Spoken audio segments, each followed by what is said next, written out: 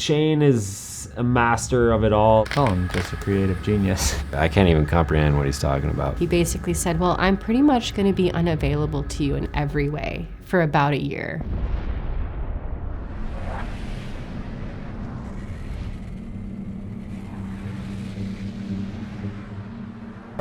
Heat stamped onto a jacket, and then we can play with it with light and see. To create the suits we needed to create could only happen here at Arc'teryx.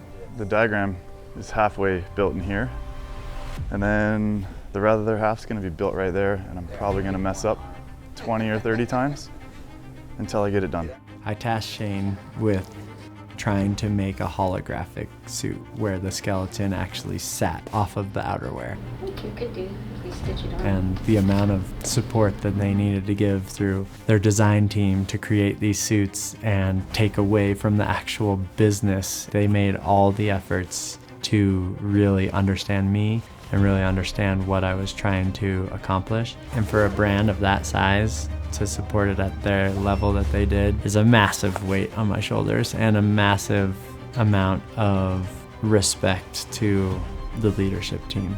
Oh yeah, it's very rewarding. Every time we look at these, it's like I can't help it having a smile on my face all the time. It came out so cool and way better than we initially anticipated. Because they put hundreds, maybe even thousands of hours into these suits, and they came out so much better than I could have ever dreamed. And then once that was done, went to hundreds and thousands of hours of Shane lighting and soldering.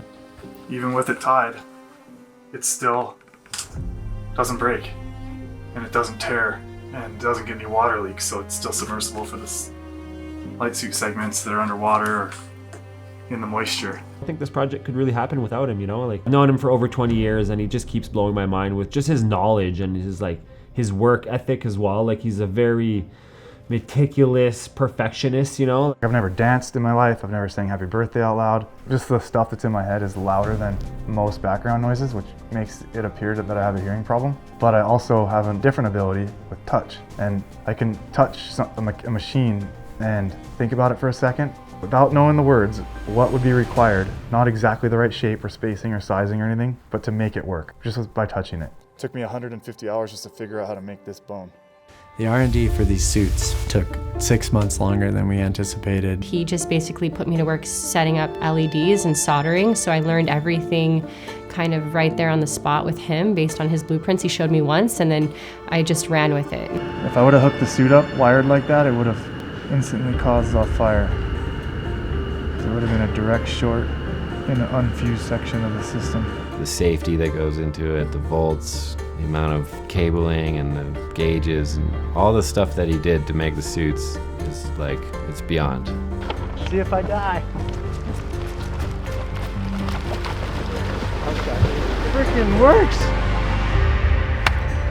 Thank you. No problem. Good job. Making me less stressed. When it goes right, I'm like, fuck, I dodged that bullet. What's next? They've been underwater for a while, you know, in the wave pool, waiting for the fog build, and their fanny packs are just below the water line, and it's the next control that's going to break, probably the wireless control. They're not going to be able to shut it off from the jet ski. Who's got the wireless controller? I need to get it in and swap it for a dry one. Like, I'm ordering the worst case scenario fix-it parts at the same time I'm ordering the original parts. I've had nothing but this shit in my head for a year and a half. And I'm so tired of it. It's hard to find the value. The only reason I keep going was to help the team. I don't want to leave anyone hanging. These things are a complete work of art and a masterpiece. He put so much time and thought and energy into the creation of this suit. I'm gonna go to bed.